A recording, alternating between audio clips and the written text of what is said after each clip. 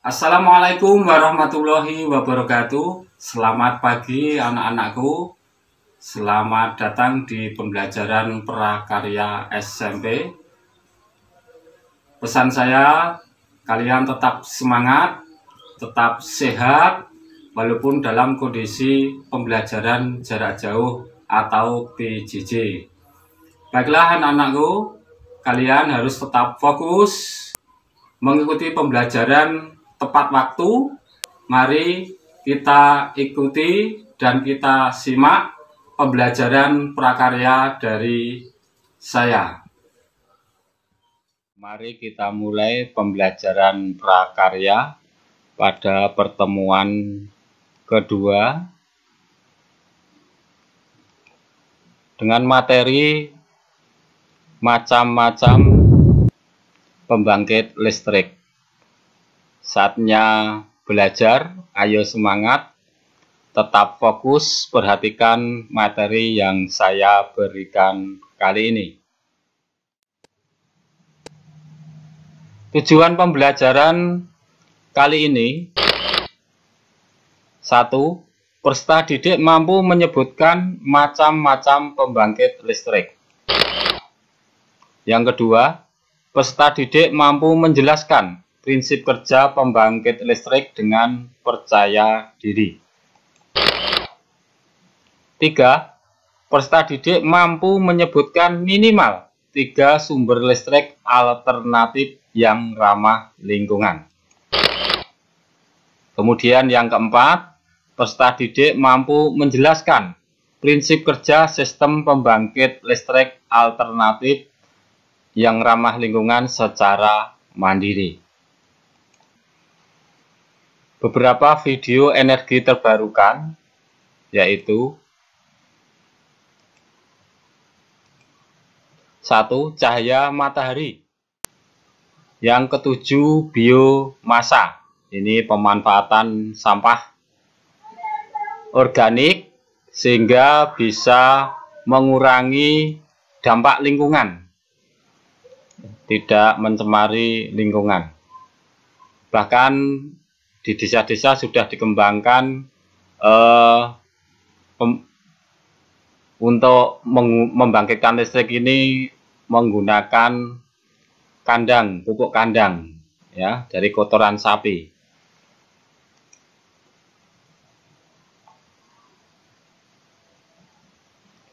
Selanjutnya kita bahas tentang sistem pembangkit energi listrik. Pembangkit listrik adalah bagian dari alat industri yang dipakai untuk memproduksi dan menghasilkan listrik dari berbagai sumber tenaga seperti PLTA, PLTB, PLTS, dan sebagainya. Ini pengertian menurut KBBI, Kamus Besar Bahasa Indonesia.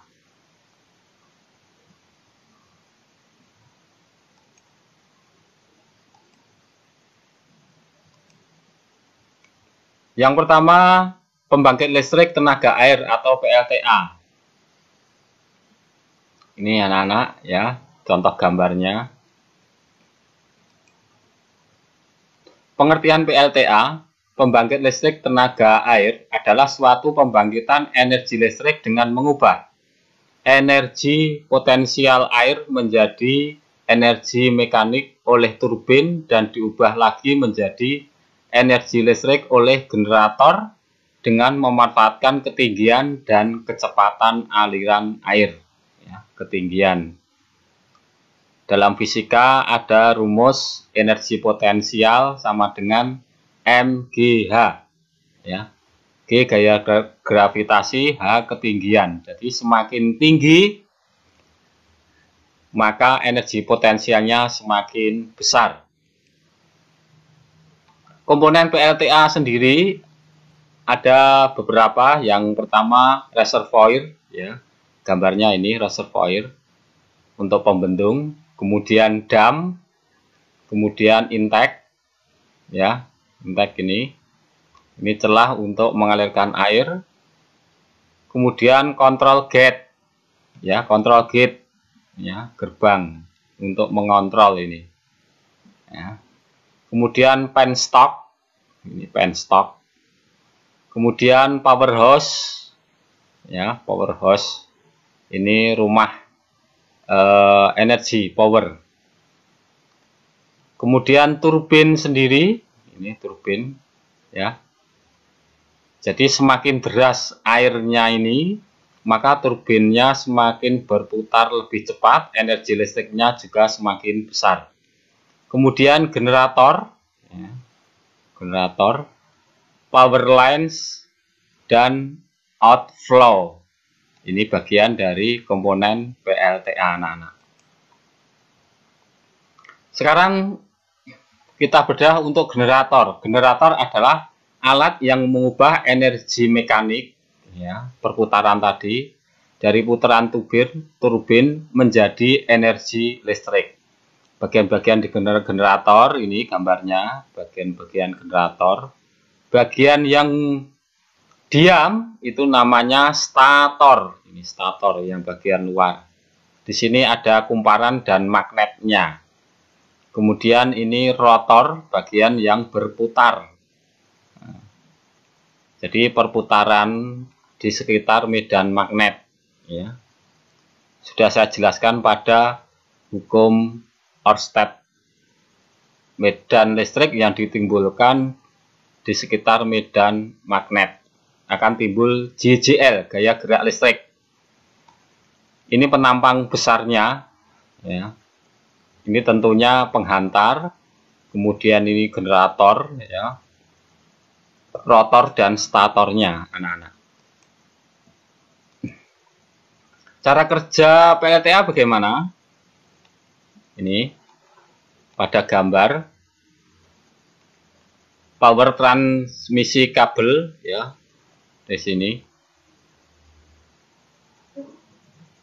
Air mengalir, ya, ini damnya, ini pengatur gate-nya, kemudian penstoknya, ya, seperti pipa. Kemudian ini turbin, semakin deras airnya, perputaran turbin semakin cepat dan akan menggerakkan generator, akan timbul gaya gerak listrik. Dulu sudah dijelaskan pada pertemuan pertama pembangkitan listrik bolak-balik, ya, bolak-balik. Itu gerakannya 360 derajat perputaran turbin ini, maka listriknya satu gelombang penuh, satu gunung, satu bukit, ya, positif dan negatif. Kemudian disalurkan ke transformer untuk dinaikkan, kemudian melalui kabel akan ditransmisikan listriknya. Cara kerja PLTA secara detail dari gambar tadi. 1. Air dialirkan melalui pintu air yang sudah diatur untuk mendapatkan debit air yang diinginkan. Yang kedua, aliran air akan melewati pipa pesat, di mana pada pipa pesat ini tekanan air meningkat. Air dari pipa pesat kemudian akan jatuh pada baling-baling turbin sehingga turbin dapat berputar. Yang keempat, karena turbin berputar, maka poros yang terpasang pada turbin yang terhubung dengan generator juga ikut berputar. 5. Generator berputar sehingga menyebabkan terjadinya medan magnet antara stator dan rotor, sehingga akan terjadi aliran elektron, dan inilah yang disebut listrik, ya. Yang keenam, listrik yang dihasilkan generator akan dialirkan ke transformator. Pada transformator akan dialirkan tegangannya untuk dialirkan ke gardu induk. Listrik siap didistribusikan ke pelanggan.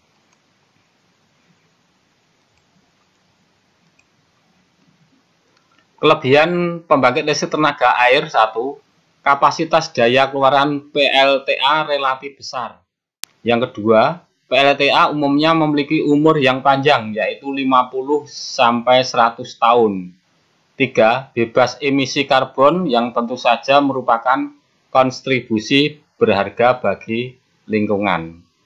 Yang keempat, bendungan PLTA dapat sebagai tempat rekreasi. Ini kelebihan dari pembangkit listrik tenaga air. Kemudian kekurangannya apa untuk pembangkit listrik tenaga air? Satu, pada lingkungan, yaitu mengganggu keseimbangan ekosistem sungai atau danau setelah dibangunnya bendungan. Di samping itu, yang keempat, terkadang kerusakan pada bendungan dapat menyebabkan risiko kecelakaan dan kerugian yang cukup besar. Sekarang yang selanjutnya, pembangkit listrik tenaga surya. Pembangkit listrik tenaga surya. Ini gambar panel surya. Panel itu sekumpulan dari sel surya. Ya, ini terhubung secara seri. Sama seperti prinsip baterai yang disusun secara seri, maka tegangannya total akan bertambah, anak-anak. Ini gambar secara detail cahaya matahari mengenai panel surya, kemudian akan diubah menjadi energi listrik. Ya. Jadi panel surya atau sel surya ini bahannya dari bahan semikonduktor, yaitu tipe P dan tipe N. P positif, N negatif. Cara kerja pembangkit listrik tenaga surya. Pada siang hari, panel surya menerima cahaya atau sinar matahari yang kemudian diubah menjadi energi listrik oleh sel-sel kristal melalui proses fotovoltaik. Listrik yang dihasilkan oleh panel surya dapat langsung disalurkan ke beban ataupun disimpan dalam baterai atau aki sebelum disalurkan ke beban seperti lampu, radio, TV, dan sebagainya. Pada malam hari, karena tidak ada cahaya matahari, di mana panel surya tidak menghasilkan listrik, listrik yang sudah terkumpul atau tersimpan dalam baterai atau aki akan dapat digunakan untuk menyalakan peralatan listrik, terutama lampu penerangan. Pembangkit listrik tenaga surya adalah pembangkit listrik yang mengubah energi surya menjadi energi listrik. Pembangkitan listrik kita bisa dilakukan dengan dua cara. Satu, pembangkitan listrik tenaga matahari secara langsung, yaitu menggunakan fotovoltaik. Jadi ini sensor cahaya. Fotovoltaik itu mengubah secara langsung energi cahaya menjadi listrik menggunakan efek fotoelektrik. Sedangkan yang kedua, secara tidak langsung. Jadi sebelum cahaya matahari mengenai panel surya, maka dipusatkan dulu, dikumpulkan dulu energi surya tersebut. Pemusatan energi surya menggunakan sistem lensa atau cermin dikombinasikan dengan sistem pelacak untuk memfokuskan energi matahari ke satu titik untuk menggerakkan mesin kalor. Ini contoh sel surya, biasanya digunakan pada kalkulator, posisinya di pojok atas ya. Ini sel surya, anak-anak ya. Ini tegangannya kecil, kurang dari 2 volt, sekitar 1,2 sampai 1,4 volt. Ini sel surya.